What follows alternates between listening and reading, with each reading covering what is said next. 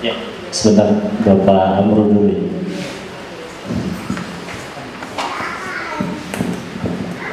Assalamualaikum warahmatullahi wabarakatuh. Nama saya Amrul Ustaz. Saya bekerja di BPR Syariah, Bank Syariah. Nah, yang ingin saya tanyakan berkaitan dengan masih dengan halal haram. Seberapa jauh pengaruh riba bagi akhlak, karakter dan doa kita? Karena lembaga keuangan syariah aja masih punya rekening bank konvensional seperti itu. Walaupun katanya hanya memanfaatkan teknologi, kecanggihan teknologinya seperti itu. Terus yang kedua, masalah tips sebagai marketing tentu justru tips itu sering lah gitu, Ustaz ya. Jadi tips itu kan kita kadang dapat kalau untuk memuluskan pinjaman dia, atau dia nggak menjanjikan tapi setelah dia dapat dia memberikan ke kita ucapan terima kasih. Itu untuk pinjaman. Tapi kalau untuk misalnya kita dapat tips karena hasil investasi dia, misalnya dari tabungan atau deposito dia mendapat bagi hasil, nah dia memberikan tips gitu, seperti itu. Itu sih, itu bagaimana hukum halal haramnya gitu. Karena saya pernah dengar tips itu haram, pernah baca gitu ya. Terima kasih. Assalamualaikum warahmatullahi wabarakatuh. Baik, untuk Bapak yang terakhir mengacungkan tangan, kita nanti kasih sesi kedua ini untuk pertanyaan. Nanti saya berikan lagi 2 penanya dari ibu-ibu, dari akhwatnya, dan 2 penanya kembali dari bapak-bapaknya, dari ikhwatnya. Kepada Saudara sekalian, pengaruh riba dalam kehidupan umat manusia sudah tentu sangat membahayakan. Kenapa sangat membahayakan? Pertama, karena orang yang masih tenggelam dalam riba itu sama saja dia memerangi Allah dan Rasulnya. Coba ada nggak dosa yang lebih besar digambarkan oleh Allah dengan memerangi Allah dan Rasulnya? Fa'udhanu biharbi minallah wa rasulih. Jadi orang yang masih terbiasa dengan riba, ya, bermuamalah dengan riba, maka dia sama saja mengumumkan perang melawan siapa? Janganlah melawan Allah, melawan orang tua yang diciptakan Allah saja sudah luar biasa, apalagi melawan Allah. Itu akhirnya ini dosa yang luar biasa. Dunia akhirat itu bahayanya. Kemudian juga di dalam surat An-Nisa ayat 29, riba yang merupakan sesuatu yang batil itu mengancam eksistensi kehidupan berbangsa. Diredaksikan dalam Al-Quran sama saja itu sebuah pembunuhan. Allah berfirman, ya ayyuhalladzina amanu la ta'kulu amwalakum bainakum bil batili illa an takuna tijaratan an taradin minkum wa la taqtulu anfusakum innallaha kana bikum rahima. Jadi ayat 29 ini Bapak Ibu sekalian, Allah melarang makan harta benda dengan cara yang batil. Yang batil ya mencari harta benda yang tidak diridhai oleh Allah. Kemudian ditutup dengan jangan kau membunuh diri kamu atau membunuh orang lain. Maksudnya membunuh orang lain, tapi diredaksikan dengan membunuh diri kamu sendiri. Karena umat Islam itu pada dasarnya satu tubuh. Membunuh saudaranya sama saja membunuh dirinya sendiri. Ulama tafsir mengatakan apa korelasi antara keduanya?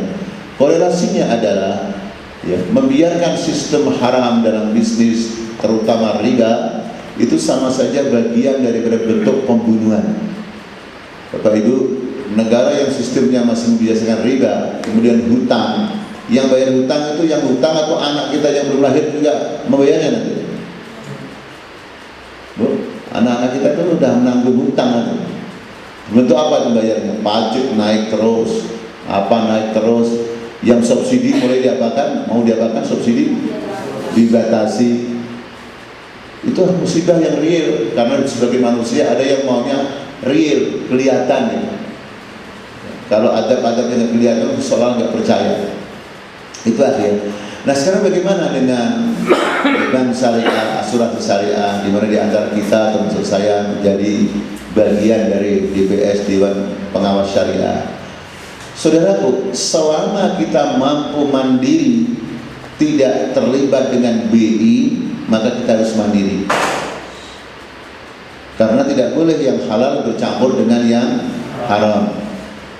Tetapi setelah berupaya semaksimal mungkin para pakar dan praktisi ekonomi Islam belum mampu mandiri karena adanya BI tidak bisa lepas dengan pemerintahan yang ada, bahkan tidak bisa lepas dari sistem dunia, ya.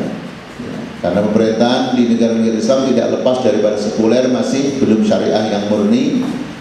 Maka upaya kita dalam rangka lebih mendekatkan dengan yang syar'i itu, ya semoga diterima oleh Allah dan kekurangannya diampuni oleh Allah, dan itu masuk kepada pintu darurat karena belum bisa mandiri sendiri.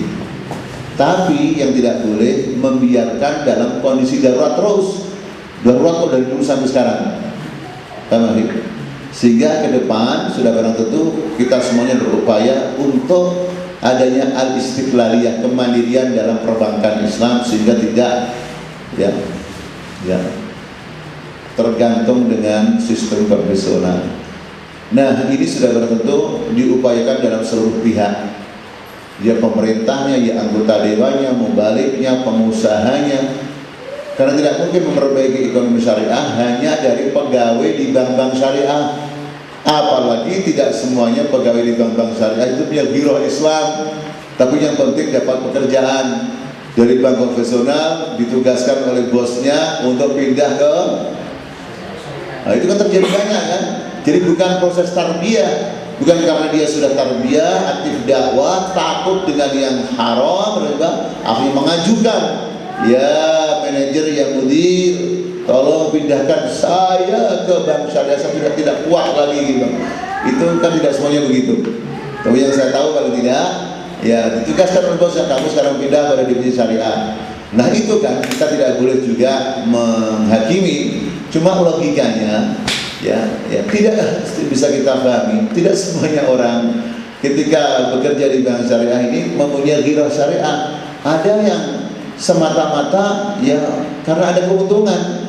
Makanya yang punya bank syariah, asuransi syariah, tidak semuanya orang Islam.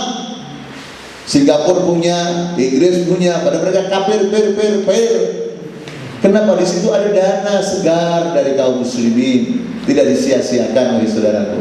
Itu ya. Jadi idealnya adalah saya dan kita semua yang di bank syariah ini, ekonomi syariah, selain kita mencari nafkah, tidak bisa kita pungkiri karena kita juga manusia, membutuhkan dana itu semuanya. Tapi yang lebih penting di situ kita punya ghirah untuk menegakkan syariat dalam dunia ekonomi kita, ya itu sering seperti itu.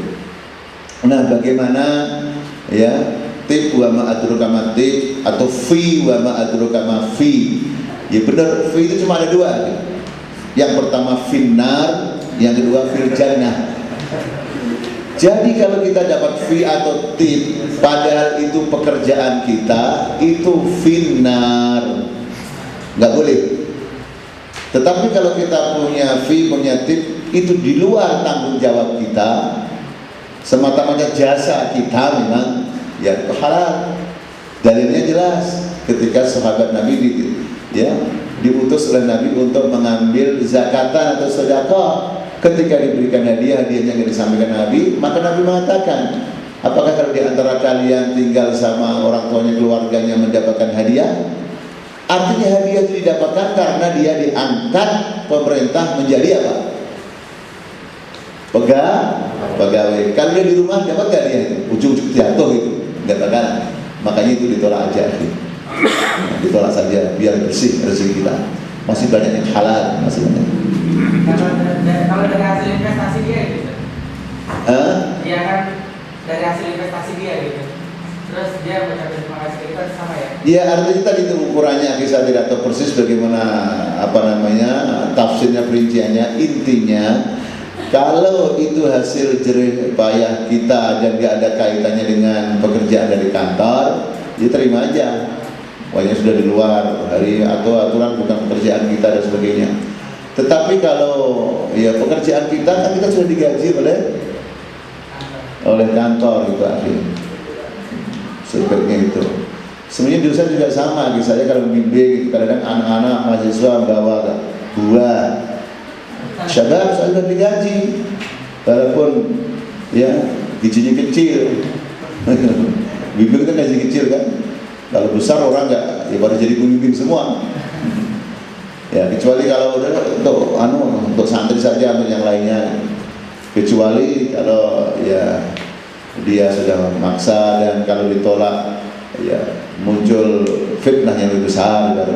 Tapi yang penting disampaikan pada mahasiswa-mahasiswinya.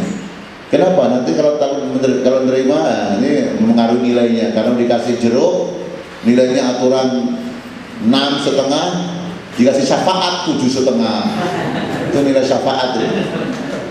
Ya, jadi ya tidak hanya bagian diri aja, maksud tidak hanya pejabat saja, termasuk dosen, guru, wali murid juga itu harus hati-hati. Gak enak nilainya di sini, mau kasih bakso orang tuanya, kasih dodol orang tuanya. Ini wali murid bisa bayar juga. Itu juga sama ya. Nah,